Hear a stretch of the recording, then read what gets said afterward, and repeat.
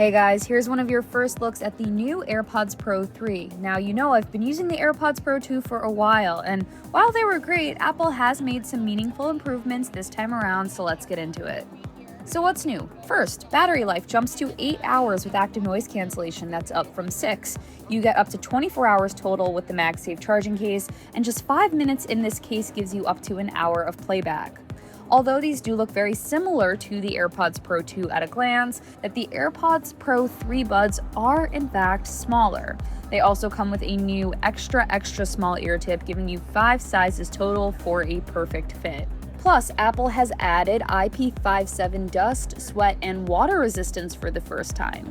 We're also getting the built-in heart rate sensor for workouts without an Apple Watch. This is a pretty neat addition. You just open the workout app on your phone with iOS 26, start a workout, there are 50 workouts supported, and your AirPods will track your heart rate, no Apple Watch needed. They even sync with Apple Music to automatically start a playlist for your session.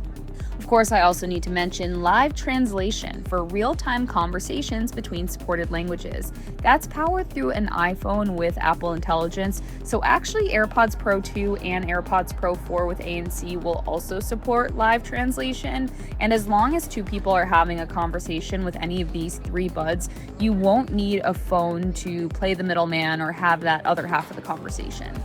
Now for audio quality, I got to listen to a couple of tracks and the active noise cancellation does feel stronger. I can't actually say twice as strong as Apple advertised, but in the demo area, it was like the room disappeared. I wish I had the noise canceling on the whole time. It would give me less of a headache from being in here. Of course, the results depend on having the right ear tips, but needless to say, I think it's impressive. I'm impressed.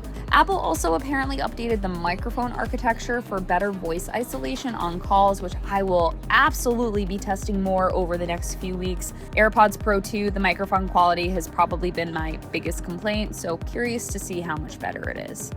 Quickly to recap, AirPods Pro 3 build on the Pro 2 with longer battery life, stronger ANC, a more comfortable design, heart rate tracking, live translation, and IP57 durability. And all of this comes in at the same $249 price as the AirPods Pro 2.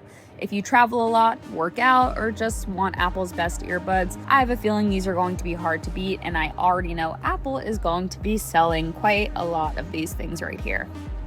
So that's my first hands-on with the AirPods Pro 3. I will be testing them more over the next few weeks, but from what I've seen so far, Apple has hit the mark. If you do want me to dive deeper into features like heart rate tracking or live translation, drop a comment below, and don't forget to subscribe for more hands-on reviews like this one. I'm thinking we'll do an episode of Setup Essentials, but again, let me know what you'd like to see.